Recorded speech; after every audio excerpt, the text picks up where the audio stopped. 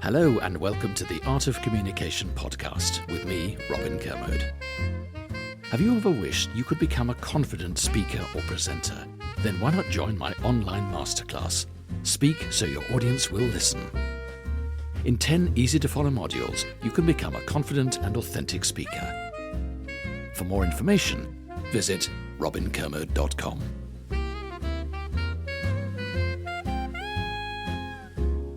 Hello, it's Sian Hansen here, again with another podcast with Robin Kermode. Hello. And today we're going to talk about silent communication, the inner voice. The inner voices that we all have. So, Sian, do you have inner voices in your head going on? Well, yes, I do, but it's a crazy mixture, really, of memories and questions and doubts and fantasies. Won't tell you more about those. Which isn't really what you're talking about, is it? Well, no, that's still an inner voice, isn't it? I mean, you can be walking down the road and smell newly cut grass and you go, oh, I remember that smell, and suddenly it takes you back. You're not going to walk down the street and say that out loud. So what is an inner voice? Well, the inner voice is the voice you have with yourself, an intrapersonal communication with yourself. Right. So it could be self-talk, which is a conversation just with yourself talking to yourself almost, or it could be an inner dialogue where you're imagining a conversation with you and somebody else. Oh, okay. So it can be many voices in your head. Could be many voices. Not just your own. No, exactly. It could be other people's voices. It's all going on in your head. Yeah. And you're not actually verbalizing it. Right. It could be a conversation to yourself, or it could be a conversation imagined with other people. And what are you trying to do? You're trying to solve a problem. I think we are trying to solve a problem generally. Yeah. Or sometimes just beat yourself up, which is not helpful, of course. Okay, so for the sake of this podcast, which is all about communication, I think what we're really interested in is the dialogue in your head where you're worried about something. How do you simplify this? Because actually it's quite complicated when you think about it. Well, I think there are three basic types of inner voices. There's judgment, and that's normally a self-judgment. You know, the little person on your shoulder saying, I'm not sure, good enough, that kind of thing. Right. Then I think there's cynicism, and that's, I'm not sure this is going to work anyway. So one is actually about yourself, one is about the other people. Right. And then there's just basic human fear. I think actually fear is probably the most likely. I mean, there's probably a lot of dialogue when you're just about to make a speech or have a difficult conversation. There's a lot of fear. But then on the other hand, having said that, you've told me a million times that actually self-doubt can cripple people in a conversation. Well, self-doubt can, in a job interview, in many situations, it's not great. If you're taking a penalty kick or you're serving for a final in a tennis match, that fear of what if I get this wrong is probably going to make it go wrong. But I think that's something we understand, but we have to find ways around that. So let's talk a little bit about that inner voice of judgment. You mentioned judgment. So that inner voice of judgment, we've all had it. I certainly have, where I'm just about to have a difficult conversation with somebody and then I suddenly have a moment of doubt saying, do I know everything? Have I prepped well enough? Am I going to get a funny reaction? Yes. And I'm really doubting myself. What would you do? Well, there are a couple of things you can do here. One is to refocus on why you're doing it, why you're having that conversation, why you're giving this presentation. So rather than thinking, yes, I don't think I'm good enough or I don't know enough or something like that, thinking what I really want to do is just to inspire this person or motivate this person or challenge them, pitch to them, persuade them. Yeah. So if we focus on our intention, what is our intention when we go into that room to do that, actually our focus is on that, which means the outcome is much more likely to be that than focusing on your demon. Yeah, the demon, the self-judgment on the shoulder. And is there anything else? I think you can take action. Maybe that might be you do some breathing exercises. If you find yourself going too fast, you think, okay, I'm going to center myself. Maybe you're going to do some physical exercises. Maybe you're going to play some music. I don't know. Maybe you're going to play some uplifting music or some calming music. And also, if you know you're prone to getting very hot, for example, then don't wear very heavy clothes because then you don't want to be standing there sweating, for example. Make sure that you're as comfortable as possible. So make yourself feel really, really comfortable. So that's about taking action. And then I think, Robin, there's one thing that you always so sweetly do. I've seen you do it so many times. When you think that this person has a bit of self-doubt, you give them a token. I do, and I've done this with clients actually. And it's a stone, and I don't know what our listeners feel about this or not, but stones have energy in them. And there's a wonderful stone called hematite, and hematite is a stone for confidence and for particularly inner confidence, actually. Oh, right. So really, really good against the doubt of inner voices. And I have a little bag of hematite, actually, a little bag of stones. I give them to people if they need them. My ones are just about the size probably of a coin, and it would fit inside your pocket, it would fit inside your palm, actually. So you could hold it. And there's something very cooling about the stone as well. Is that a pocket robin? Is that what you're saying? Is that a pocket robin? A robin in your pocket. Robin in your pocket.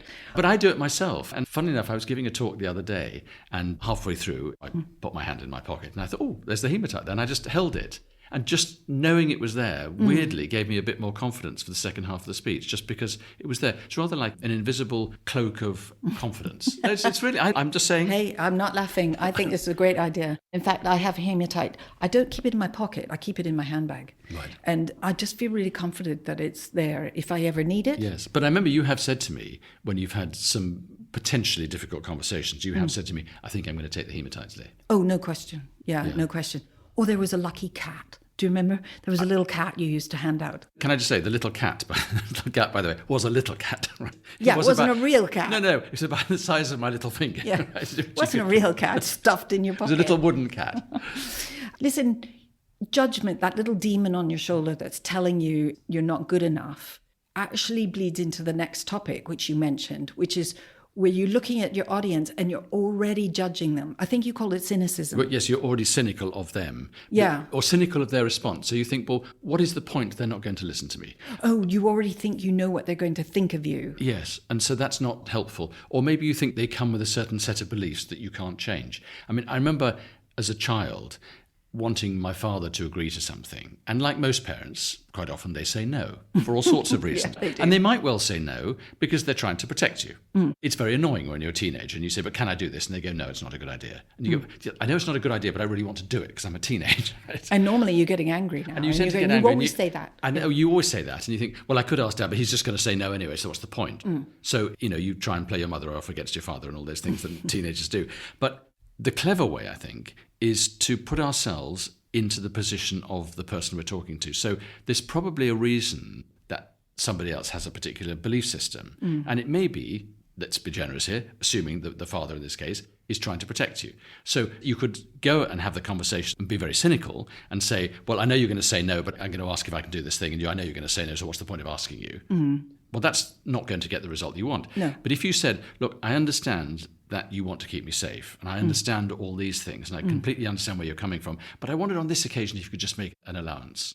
Because you're listening to what you think their belief system is, and they're much more likely then, I think, to see your point of view. So you're deploying what you've always talked about, which is use your listening skills. Yes. But I think you're also hinting at, Robin, acknowledge what their skill set is. In other words, if you're talking to an audience, let's say, of doctors, you should be cynical, shouldn't you? You should be cynical because you shouldn't tell them about anything medical, should you?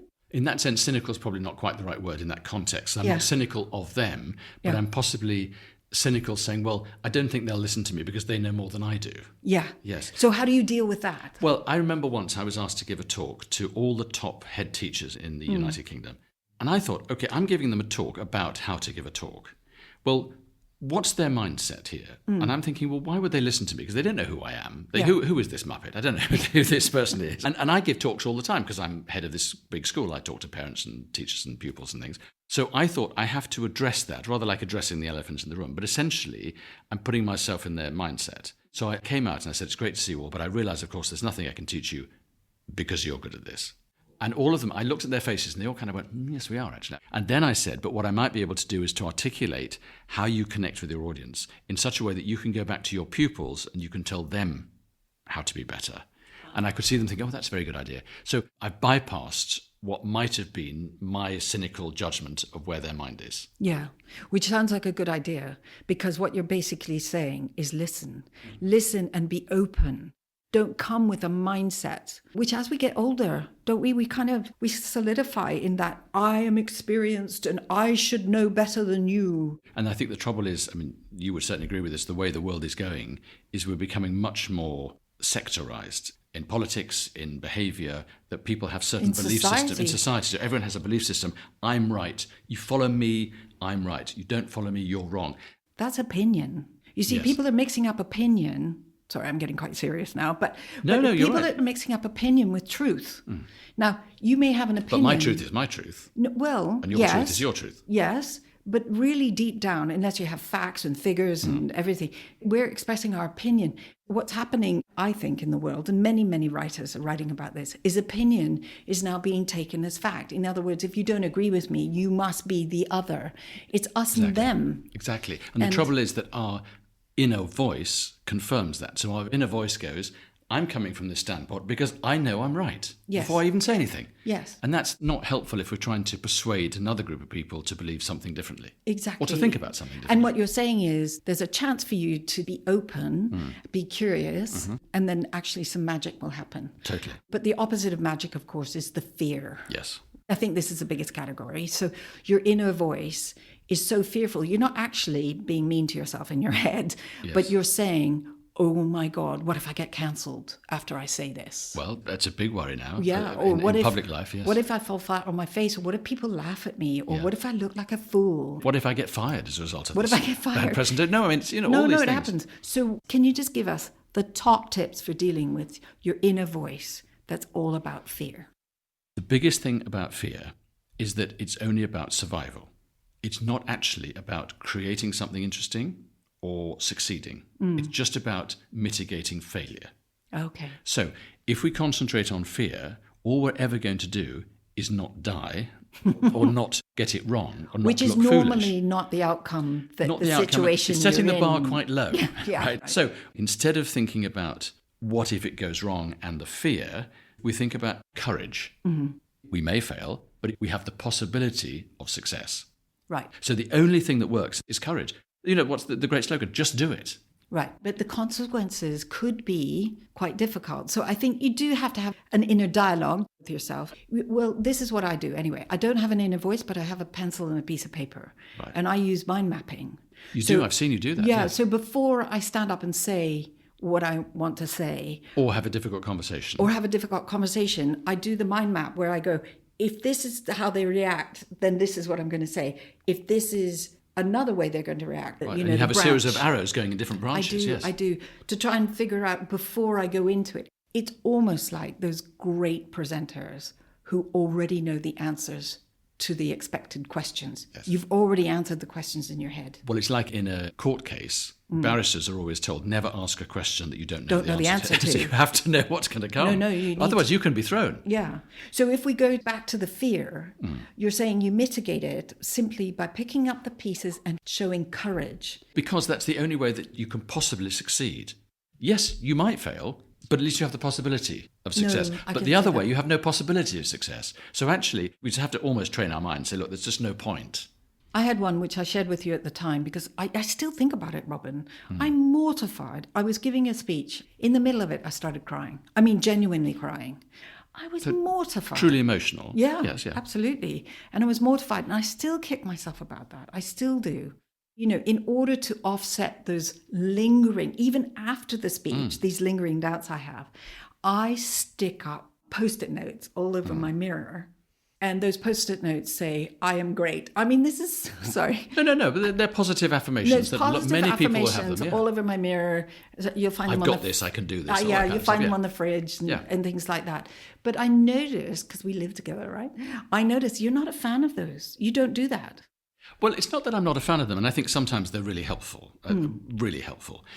I tend to, with clients, put themselves in a space mentally where they feel great. If, for example, I say to somebody, so where do you feel most relaxed? Because clearly at the moment you don't feel relaxed going into this presentation or pitch, but where do you feel most relaxed? And they say, oh, when I'm walking along the riverbank with my daughter. Right. And I'm, okay, great. So just before you walk in the room, just before you walk on stage, you close your eyes and you go, okay, I'm walking on the riverbank with my daughter. For me, that puts you in a nice state, the state you want to be in. The trouble, I think, with affirmations and personal statements like that is we're slightly implying, I've got this, I'm brilliant at this, better at this than you. The lack of humility is not helpful. So you're saying it changes the status. You always talk about that. You change the status with your audience. Yes, we've got to have equal status with the audience. There was a thing a few years ago, wasn't there? It was sort of power stance. A lot of politicians were saying, power stance, It's rubbish. It's absolutely terrible. Right. So, I shouldn't say it's terrible. I personally don't like it. But a lot of people will say, I look in the mirror and I go, like a tiger or something in the mirror. And then they feel powerful in that way. So that's their inner voice coming out. It's the inner voice coming out, but I don't want my clients anyway to stand in front of an audience and feel powerful over them. Maybe, Robin, it's just power over your fear.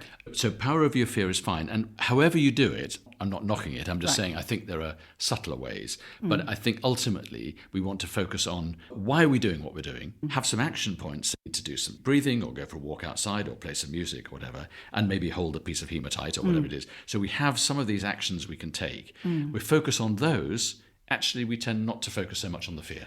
No, fair enough. And I think what we're actually saying is be open-hearted and don't be judgmental straight away because someone's already doing it in their head. They are. And talking about that, what's interesting about that is you can be giving a speech or a presentation, whatever, and you can look at the group of people in front of you.